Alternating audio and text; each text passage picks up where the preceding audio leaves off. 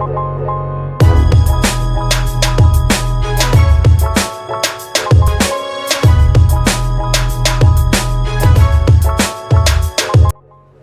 Sobat Master, kembali lagi dengan aku Afrizal. Kali ini kita akan membahas lanjutan latihan soal persiapan UAS Matematika untuk kalkulus 1A dan 1B TPB ITB tahun 2020. Oke, kita pembahasan mulai dari nomor 11. Nah, jadi di nomor 11 ini dijelaskan bahwa suatu partikel berada di posisi X meter. Partikel tersebut akan dikenai gaya dengan besar gaya F, di mana F di sini dituliskan sebagai fungsi dalam X, yaitu 3x kuadrat minus 2x dalam meter. Tentukan berapa besar usaha yang diperlukan untuk memindahkan benda dari X sama dengan 1 hingga X sama dengan 4. Nah, jika kita mendefinisikan kerja atau usaha, maka kerja atau usaha ini merupakan penjumlahan kontinu dari X1 sampai X2 dari fungsi fx dx.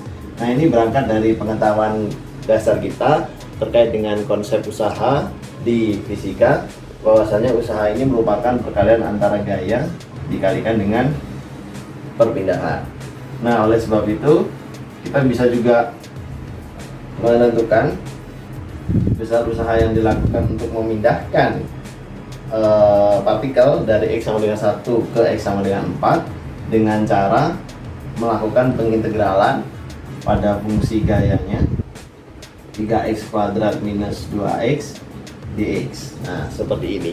Nah, dimana kita tahu hasilnya adalah berarti X pangkat 3 minus X kuadrat, kita evaluasi dari 1 sampai 4. Atau dengan kata lain berarti 4 pangkat 3 dikurangi 1, atau berarti sama dengan 4 pangkat 3 itu 16 kali 4, 64 dikurangi 1, berarti 63 satuan. Nah, jadi ini adalah jawaban untuk soal nomor 11. Nah, jadi yang perlu diperhatikan dalam mencari usaha, kita perlu memperhatikan gaya F yang diberikan kepada partikel, ke arah manakah gaya F itu bekerja.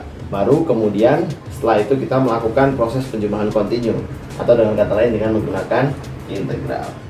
Oke, sekarang kita masuk ke soal nomor 2. Nah, di soal nomor 2 kita diminta untuk menentukan pusat massa lamina homogen yang dibatasi oleh kurva Y sama dengan 9 minus X kuadrat dan sumbu X. Nah, pertama-tama untuk kita bisa mengetahui titik pusat massanya, maka kita harus terlebih dahulu menggambarkan laminanya, karena dengan demikian kita tahu bahwa sebenarnya bentuk pokok dari si kurva atau dari si lamina homogen ini bakal seperti apa. Oke, kita gambarkan ada sumbu X dan sumbu Y. Nah, untuk fungsi 9 min X kuadrat ini kita bisa gambarkan dengan mudah dengan pakai fungsi minus X kuadrat terlebih dahulu. Jadi fungsi minus X kuadrat itu adalah fungsi yang mudah, dimana dia adalah fungsi yang hampir sama dengan X kuadrat, namun outputnya selalu negatif. Nah, berarti kita bisa gambarkan mungkin bentuk fungsinya akan jadi seperti ini. Jadi di bawah sumbu X, puncaknya di titik 0,0. Nah, fungsi Y sama dengan 9 min X kuadrat ini itu sama saja fungsi minus X kuadrat, kita naikkan, kita pindahkan 9 satuan ke atas. Nah, sehingga nanti bentuknya pasti seperti ini. Ini fungsi Y sama dengan 9 minus X kuadrat. Nah, tahapan berikutnya adalah mencari tahu laminanya. Nah, karena ini terhadap sumbu X, maka jelas lamina yang dimaksud adalah seperti ini. Dan karena lamina ini homogen serta fungsi Y sama dengan 9 min X kuadrat merupakan fungsi genap, maka kita tahu bahwa proporsi lamina di sebelah kanan sumbu Y itu akan sama dengan proporsi lamina di sebelah kiri sumbu Y, atau berarti 1:1. Sehingga apa? Sehingga kalau misalkan kita katakan titik pusat massanya itu ada di XPM, YPM, Nah, maka nilai XPM nya sudah pasti lokasinya di sumbu Y, atau berarti di X sama dengan 0. Nah, jadi entah dimanapun titiknya, cuman sudah pasti bahwa lokasi XPM nya itu pasti di tengah. Karena sekali lagi faktor yang menguatkan adalah dia homogen dan membentuk simetris terhadap sumbu Y. Nah, kemudian kita sekarang berarti tinggal mencari YPM. Nah, bagaimana mencari YPM, Y pusat massa? Ini bisa dicari dengan persamaan setengah kali integral A sampai B fungsi fx kuadrat dikurangi fungsi gx kuadrat dx, kita bagi dengan integral A sampai B fungsi fx minus fungsi gx dx. Nah, sebenarnya dari fungsi ini kita telah menyederhanakan faktor delta. Nah, di mana faktor delta yang kita sederhanakan ini adalah massa jenis dari si lamina tadi. Nah, di mana kalau laminanya homogen, maka pasti nilai delta ini konstanta. Nah, terus bagaimana kita menentukan fungsi f dan g?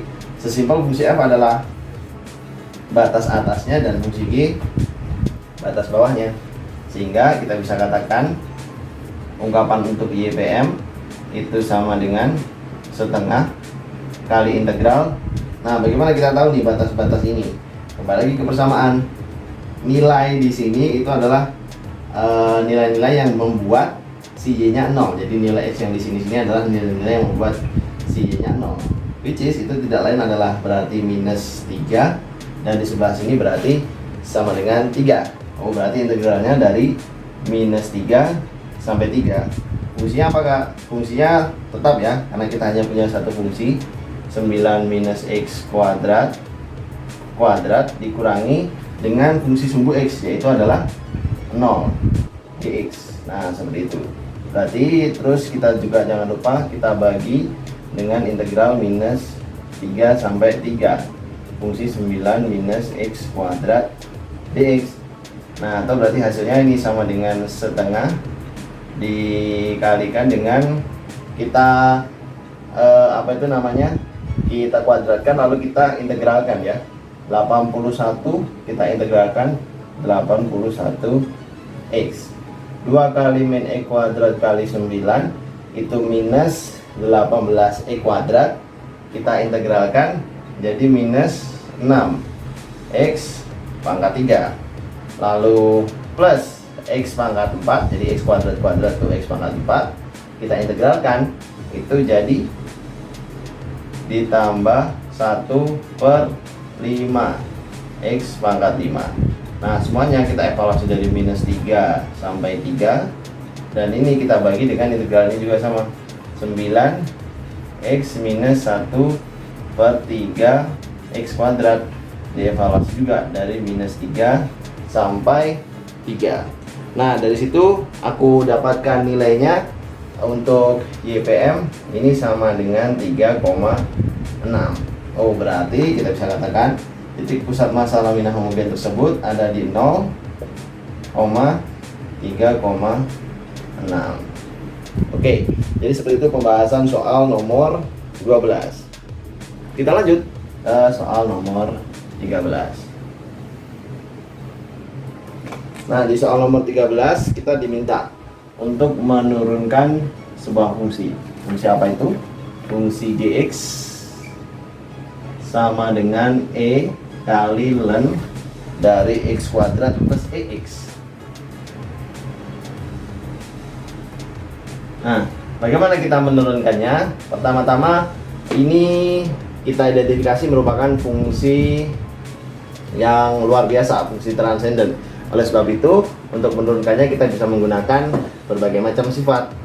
Hati-hati, meskipun di sebelah sini kita menemukan notasi E, tapi E di sini bukan merupakan sebuah fungsi.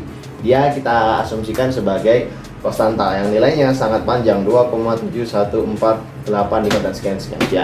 Nah, oleh sebab itu, maka ketika kita mencari G aksen X, atau berarti sama dengan D per dx dari E kali ln dari x kuadrat plus E pangkat X. Nah, berarti turunan dari bentuk ini, ya kita tinggal mengekstrak konstanta E nya keluar seperti ini, E. Terus kemudian ln-nya kita turunkan, itu adalah 1 per x kuadrat plus E pangkat x. Lalu kemudian jangan lupa kita kalikan dengan turunan dalamnya. Turunan dalamnya adalah 2x ditambah E pangkat x. Nah, perhatikan bahwa E konstanta tadi yang kita bahas itu punya orde 1.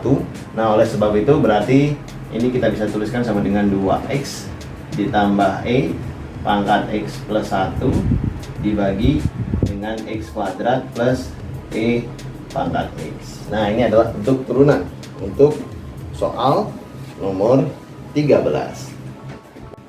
Baik, kita akan lanjut ke soal nomor 14. Nah, di soal nomor 14 ini untuk persiapan UAS kalkulus B, kita diminta menghitung atau menentukan nilai dari integral dari 1 sampai 4. Nah, integral 1 sampai 4 fungsinya adalah 1 per 2 akar x dikali akar x plus 1 dx.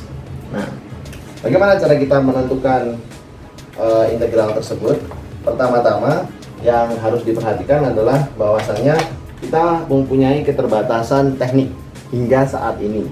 Jadi teknik yang kita punya untuk penyelesaian integral hanya metode substitusi, dan lebih lanjut bantuan kita tersedia di bab fungsi transenden. Nah, dari sini kita kalau misalkan ingin mengerjakan langsung jelas tidak bisa. Sebab apa? Sebab kita tidak punya identitas yang sama dari kalimat ini. Nah, terus apa yang harus dilakukan dong, Kak? Nah, berarti ide pertama kita mungkin bisa menggunakan substitusi. Nah, mana yang disubstitusi? Nah, yang disubstitusi itu adalah bagian dari pernyataan yang turunannya ada di sebagian lain di pernyataan yang sama. Nah, perhatikan bahwa jika misalkan aku punya P ini adalah akar dari X ditambah 1, maka aku akan dapatkan DP itu sama dengan turunan dari akar X plus 1, atau berarti itu sama dengan 1 per 2 akar X dx. Nah, sekilas tampak bentuk ini ada di sebagian atau di sebagian yang lain di pernyataan yang sama, dimana itu bentuknya sama dengan bentuk yang aku tandai ini. Nah, dari sini berarti aku ingin ubah pernyataan integral ini bentuknya supaya berbentuk P. Nah, bagaimana supaya kita ubah menjadi bentuk P? Ini jadi integral dx per 2 akar x menjadi dp, yang ini menjadi P. Seperti itu. Lalu kita integralkan, kita tahu integral 1 per P dp itu adalah ln dari harga mutlak P. Atau kalau misalkan P nya kita kembalikan ke identitas semulanya, berarti itu sama dengan ln dari harga mutlak akar x plus 1 yang kita evaluasi dari 1 sampai 4, berarti ini sama dengan ln harga mutlak akar 4 itu 2 tambah 1 itu 3 per akar 1 itu 1 tambah 1 itu 2. Nah, ini berarti hasil dari integral 1 sampai 4 dx per 2 akar x plus 1 adalah ln 3 per 2. Oke, itu jawaban untuk soal nomor 14. Nah, sekarang kita akan membahas soal nomor 15. Sebuah fungsi, kali ini kita mempunyai sebuah fungsi fx, dituliskan dalam bentuk berikut. Oke, ternyata bentuknya integral dari 0 sampai x akar pangkat 3 t kali 1 plus t kuadrat dt. Oke, seperti ini. Nah, kita disuruh tentukan interval I terbesar yang memuat minus 1 agar f punya inverse. Nah, di sini berarti urgensinya adalah bagaimana caranya kita mempunyai sebuah interval I agar f punya inverse. Syarat sebuah fungsi punya inverse adalah dia harus merupakan fungsi satu-satu. Dan untuk membuktikan fungsi tersebut adalah fungsi satu-satu, dia harus merupakan fungsi yang monoton murni di suatu selang. Seperti aku misalkan pada fungsi sin X. Mungkin sebagian dari kita berpendapat oke, kita punya fungsi sin inverse X atau sin mempunyai inverse gitu ya. Tapi jika intervalnya tidak dibatasi, kita tidak dapat menyatakan fungsi Y sama dengan sin X itu punya inverse di semua selang X-nya. Nah, oleh sebab itu berarti harus dibatasi. Nah, dari sini berarti kita ingin mencari tahu nih letak interval yang mengandung kemonotonan murni. Bisa monoton naik, bisa monoton turun. Oke, berarti idenya kita akan turunkan pernyataan fx ini jadi d per dx integral 0 sampai x dari akar ini 3 t kali 1 plus t kuadrat dt. Nah, untuk menurunkan integral dari konstanta sampai x fungsi ft dt kita bisa menggunakan teorema dasar kalkulus 1, dimana pada teorema itu caranya cukup mudah, seolah-olah kita hanya tinggal mensubstitusikan x yang ada di batas atas ke dalam fungsinya, sehingga kita akan miliki ini akan jadi akar pangkat 3 x dikali 1 plus x kuadrat. Ini f aksen x nya. Nah, kita tahu bahwasanya nilai akar pangkat 3 dari sembarang pernyataan polinom itu ya bisa bernilai positif, bisa pula bernilai negatif, bisa pula mungkin bisa saja bernilai 0 ketika x nya 0. Nah, terus berarti untuk memastikan dia monoton murni, maka kita harus memilih nih antara membuat selang I sedemikian sehingga f aksen x untuk semua x di selang I itu bakal lebih besar dari 0, atau kita bikin selang I yang lain sehingga f aksen x untuk semua x yang ada di selang I itu kurang dari 0. Nah, karena opsinya 2, kita mengerucut kembali ke pertanyaan. Jadi tentukan interval I terbesar yang memuat minus 1 agar f punya inverse. Berarti kita harus cari interval mana yang bikin f punya inverse tapi harus mengandung minus 1. Kita tahu akar pangkat 3 dari setiap bentuk yang negatif itu akan bernilai negatif gitu ya. Dan akar pangkat 3 dari setiap bentuk yang positif pasti juga akan bernilai positif. Nah, sehingga agar dia memuat agar memuat minus 1, berarti minus 1 harus masuk ke dalam selang I, sehingga bisa kita katakan nilai ini adalah minus 1, terus kemudian ini juga kita bisa masukkan minus 1 gitu ya. Dan hasilnya ini nanti berarti akar pangkat 3 dari minus 2, dan itu memungkinkan. Itu berarti kita bisa katakan bahwa oke, berarti nanti yang diminta adalah monoton turun. Nah gitu ya, monoton murni tapi turun. Nah terus agar dia memuat min 1, berarti mau nggak mau harus di interval negatif. Nah kalau kita bicara bilangan bulat di sini 0 gitu ya, maka di sebelah kiri dari 0 ini semuanya merupakan bilangan negatif. Ada minus 1, minus 5/2, minus 5, minus 2, minus 3 dan seterusnya. Nah berarti agar dia memuat min 1, mau nggak mau selangnya harus di sebelah kiri, dan diminta bahwa kita disuruh menentukan interval I terbesar. Berarti mau nggak mau kita harus pakai semua interval atau semua x yang ada di interval di sebelah kiri 0 ini. Nah sehingga jawaban yang tepat interval I terbesar yang memuat min 1 agar f punya inverse itu adalah di minus tak hingga sampai 0. Nah, jadi seperti itu pembahasan soal nomor 15.